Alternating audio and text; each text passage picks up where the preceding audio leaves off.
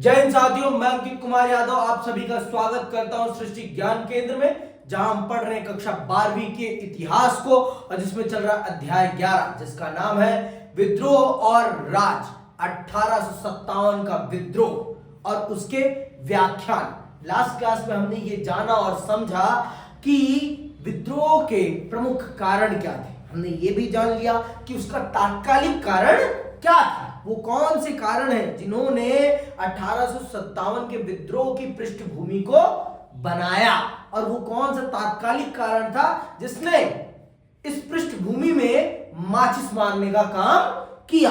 हमने ये सारी बातें बहुत अच्छे से जान ली, समझ ली। अब हम चल रहे इससे आगे बढ़ने। हमने एक बात सुनी थी कि अफवाहों का भी बहुत बड़ा योगदान था। आप सब जानते हैं कि भारत में अफवाहें अर्थात र्यूमर्स बहुत बड़ी भूमिका निभाते हैं। किसी भी चीज में र्यूमर बहुत बड़ी भूमिका निभाते हैं और जिस समय कालखंड की हम बात कर रहे हैं उस समय शिक्षा का इतना प्रचार प्रसार था नहीं, तो र्यूमर्स जब फैलते थे तो बहुत तेजी से फैलते थे और उनका जो उद्देश्य होता था वो अपने उद्देश्य की पूर्ति में हमेशा सक्षम होते थे। वो अपने उद्देश्य की पूर्ति कर ही देते थे, बिना करे तो वो रुकते नहीं थे। तो आइए जानते हैं कि 1857 के विद्रोह में अफवाहों ने क्या भूमिका निभाई। अफवाहों ने किस प्रकार से 1857 के विद्रोह के लिए एक जमीन तैयार की। तो चलिए पढ़ते हैं और समझते हैं अफवाहों के रोल को कि कैसे अफवाहों ने 1857 के चिंगारी को बढ़ाया और अंग्रेजों की नींद को उड़ाया। तो आइए 1857 के विद्रोह के प्रस्फुटन से पूर्व तरह तरह की अफवाहों तथा भविष्यवाणियों के माध्यम से लोगों को उठ खड़े होने के लिए उकसाया जा रहा था। मतलब ऐसी ऐसी अफवाहें फैलाई जा रही थी जिससे कि लोगों के अंदर ज्वाला पैदा हो और वो अंग्रेजी शासन के खिलाफ खुद ब खुद उठ खड़े हों। और ये प्रश्न आएगा कि 1857 के विद्रोह में अफवाहों का क्या योगदान है। उससे पूर्व वाला भी आ सकता है कि 1857 के विद्रोह में विद्रोह के होने की पृष्ठभूमि क्या क्या है, किन किन कारणों के कारण 1857 के विद्रोह की पृष्ठभूमि बनी। तो उसमें आर्थिक कारण है, राजनीतिक कारण है, सामाजिक कारण है, धार्मिक कारण है, सैनिक कारण है। इन सब कारणों का उल्लेख होगा और ये 8 नंबर का प्रश्न ही बनेगा और आपको बहुत अच्छे से इसका उत्तर देना है। ठीक है, इनमें से प्रमुख अफवाह थी गाय और सुअर की चर्बी लगे कारतूसों के संबंध, जिसका सैनिक संबंध है। इसका संबंध किससे है? सैनिक संबंध। कि कारतूसों में क्या लगा है? गाय और सुअर की चर्बी। गाय हिंदुओं के लिए पवित्र है और सुअर मुसलमानों के लिए अपवित्र है, तो वो उसका सेवन नहीं कर सकते। हिंदू गाय का सेवन नहीं करते और मुसलमान सुअर का सेवन नहीं करते। तो जब उन्हें इस बात का पता चला तो उन्होंने उन कारतूसों का प्रयोग करने से ही मना कर दिया और यही विद्रोह का एक बड़ा कारण बना। तो आप कह सकते हैं ये एक धार्मिक कारण है जिसने सेना में जो सैनिक, हिंदू सैनिक और मुसलमान सैनिकों के अंदर ये भावना पैदा करी कि ये अंग्रेज हमारे धर्म को भ्रष्ट करना चाहते हैं और हमें भी अपनी तरह ईसाई बनाना चाहते हैं। ठीक है, जिन्हें मुंह से लगाकर काटना पड़ता था, जिससे सैनिकों की जाति एवं धर्म दोनों ही भ्रष्ट हो जाएंगे।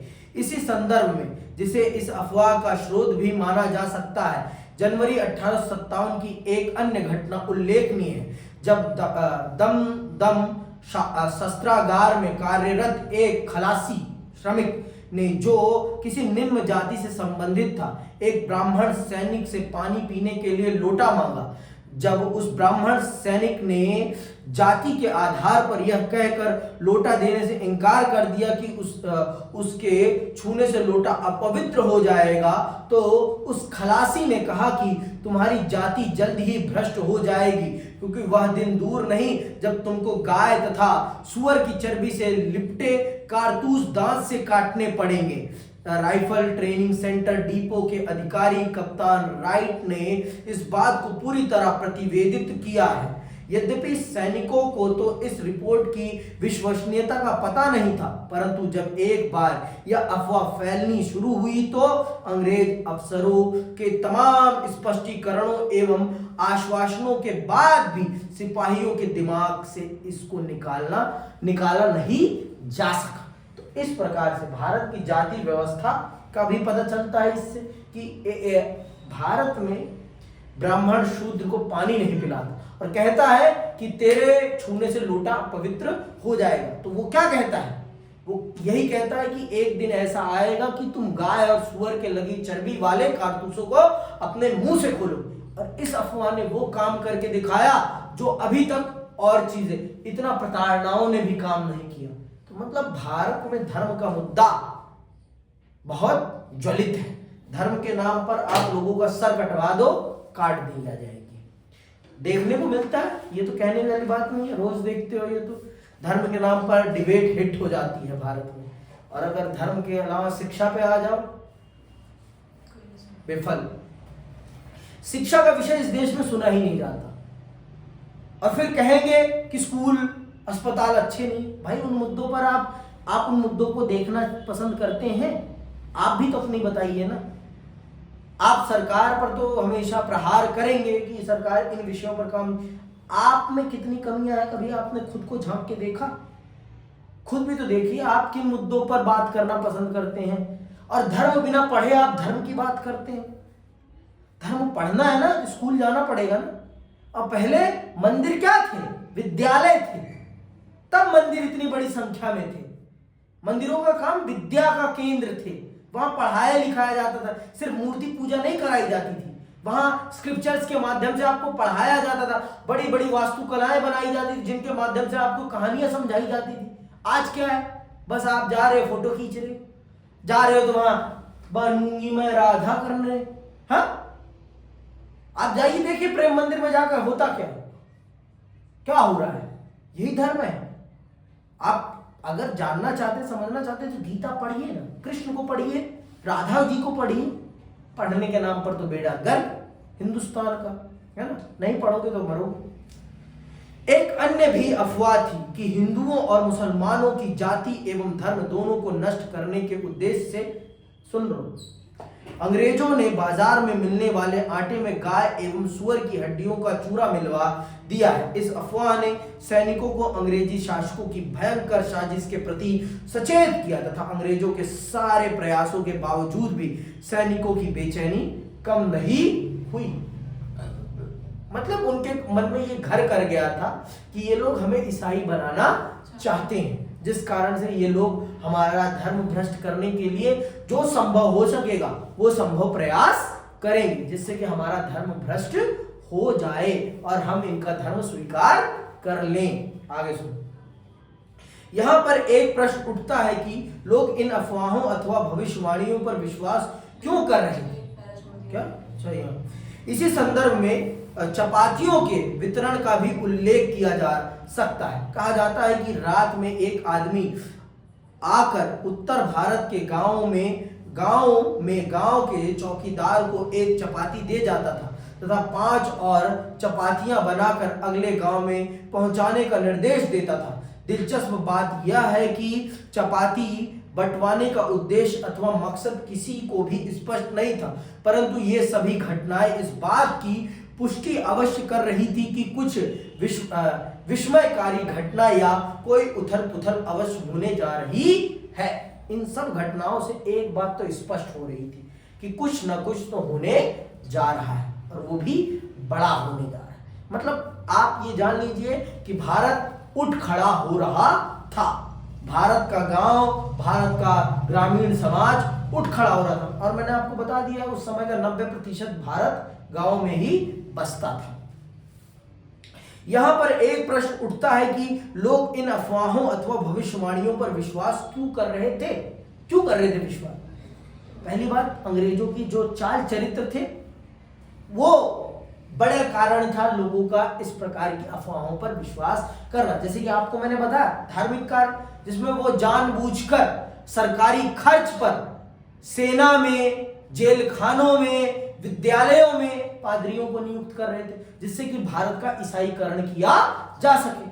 और एक और पॉलिसी वो लेकर आए थे कि अगर आप ईसाई बनेंगे तो आपको आपकी पैतृक संपत्ति में क्या मिलेगा, हिस्सा मिलेगा, आपको बेदखल नहीं किया जा सकता संपत्ति से, और टैक्स रिलैक्सेशन भी दे रहे थे। तो ये सारी चीजें थी जिस कारण से भारत के लोगों के मन में ये बात घर करना स्वाभाविक थी कि इनका ही है ये स्वभाव कि ये लोग जानबूझकर हमारा धर्म भ्रष्ट करना चाह रहे हैं। ये लोग सच में चाहते ही हैं कि हमारा धर्म भ्रष्ट हो जाए, ये चाहते हैं। समझ में आई बात? आगे सुनो।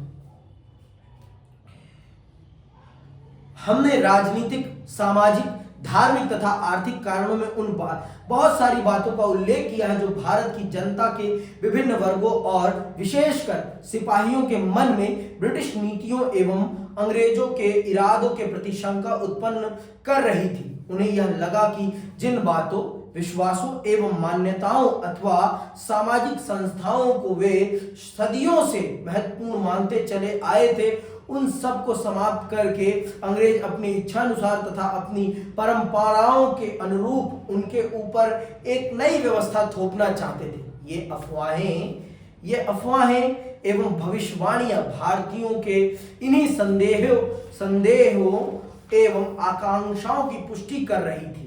इसीलिए इनकी सत्यता, असत्यता, विश्वसनीयता, अविश्वसनीयता के पचड़े में न पड़कर उन सब ने इन पर तुरंत विश्वास कर लिया। इसके बाद इन्हें दूर करने का कोई भी उपाय कारगर हो ही नहीं सकता था। तो भारत के लोगों के साथ जो आप सामाजिक तौर पर, राजनीतिक तौर पर, धार्मिक तौर पर और सैनिक तौर पर आप जो काम कर रहे थे, उन्हीं चीजों ने भारत की जनता को मजबूर किया कि वो आपकी ये जो अफवाहें उड़ रही हैं इन पर विश्वास कर ले, इन पर विश्वास कर ले, बिना किसी सोच विचार के। ज्यादा सोच विचार करने की कोई जरूरत नहीं है, क्योंकि आप हमारे साथ ऐसी चीजें कर रहे हैं, सामाजिक तौर पर भी कर रहे हैं, राजनीतिक तौर पर भी हमें नीचा समझते हैं आप अपने से, है ना। तो ये सारी चीजें थी जिन्होंने हमें मजबूर किया कि हम उन बातों पर विश्वास करें और हम अफवाहों पर यकीन करें, क्योंकि आप हमारे साथ वो सारी चीजें गलत कर रहे हैं। आगे सुनिए। 1857 के विद्रोह का प्रारंभ कैसे होता है? प्रारंभ 1857 के विद्रोह का, ठीक है, इसको जाने और समझें।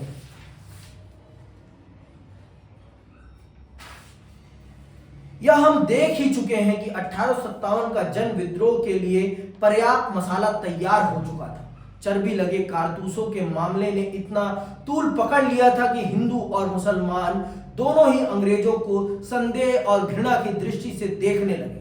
इन कारतूसों के प्रयोग के विरुद्ध सबसे पहले मंगल पांडे ने अपनी आवाज बुलंद की। 29 मार्च 1857 को बैरकपुर छावनी में मंगल पांडे ने अपने एडजुटेंट को मारकर विद्रोह की अग्नि प्रज्वलित कर दी। उनका कोर्ट मार्शल किया गया तथा उनको फांसी दे दी गई। इसके बाद 24 अप्रैल को तीसरी देसी रेजिमेंट के 99 सिपाहियों ने चिकनाई लगे कारतूसों को लेने से मना कर दिया। इनमें से 85 को 9 मई को बर्खास्त कर दिया गया तथा 10 साल कैद की सजा दे दी गई। गदर को प्रारंभ करने का कार्य किया मेरठ छावनी में स्थित देसी पलटनों और जनता ने। जब 10 मई को हिंदुस्तानी सैनिकों ने अंग्रेजों के खिलाफ हथियार उठा लिए, इसी के साथ प्रारंभ हो गया भारत का 1857 का प्रथम स्वतंत्रता संग्राम। इन्होंने अपने साथियों को कैद से छुड़ा लिया तथा ब्रिटिश अफसरों को मारकर विद्रोह का झंडा बुलंद किया। सूर्यास्त के बाद सैनिक दिल्ली की ओर चल दिए। 11 मई की सुबह वे दिल्ली पहुंच गए और वहां उन्होंने सैनिकों को साथ देने के लिए ललकारा। अस्थाई सेना अपने यूरोपियन अफसरों को मारकर विद्रोहियों के साथ जा मिली। इसके बाद सैनिकों ने वायुवृद्ध मुगल बादशाह बहादुर शाह को भारत का सम्राट घोषित किया और क्रांति का नेतृत्व सौंपा। कुछ समय के लिए दिल्ली में भयंकर रक्तपात हुआ, परंतु शीघ्र ही लेफ्टिनेंट हडसन बहादुर शाह को बंदी बनाने में सफल हुआ। शहजादों की गोलियों द्वारा हत्या कर दी गई और इस प्रकार मुगल राजवंश समाप्त हो गया। 1857 के विद्रोह का प्रसार मतलब क्या होता है? फैलाव। कैसे फैला? शीघ्र ही ब्रिटिश फौज के भारतीय सिपाहियों ने विद्रोह का झंडा बुलंद कर दिया। विद्रोह केवल दिल्ली तक ही सीमित नहीं रहा, वह अवध, रोहिलखंड, दोआब, मध्य भारत, बिहार तथा पूर्वी पंजाब के एक बहुत बड़े हिस्से तक फैल गया। इंदौर के भी अनेक सैनिकों ने विद्रोह कर दिया तथा ग्वालियर के 20,000 से भी अधिक सिपाही तात्या टोपे और रानी झांसी से जा मिले। 1857 के विद्रोह के मुख्य केंद्र थे दिल्ली, कानपुर, लखनऊ, बरेली, झांसी और आरा आज का बिहार। ठीक है।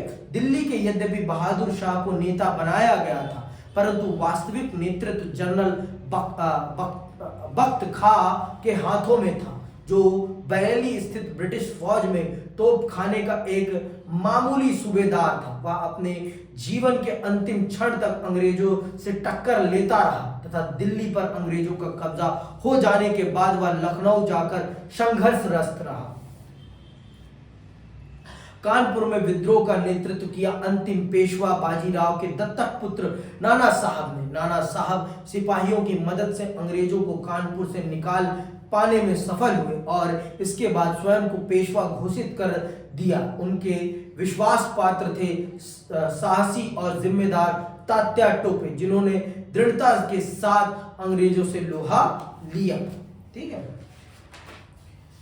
लखनऊ में विद्रोह का नेतृत्व अवध की बेगम हजरत महल ने किया। उन्होंने अपने छोटे बेटे बिरजिस कादर को अवध का नवाब घोषित करके लखनऊ स्थित सिपाहियों तथा अवध के जमींदारों और नवाबों की सहायता से अंग्रेजों पर कई ओर से आक्रमण किया।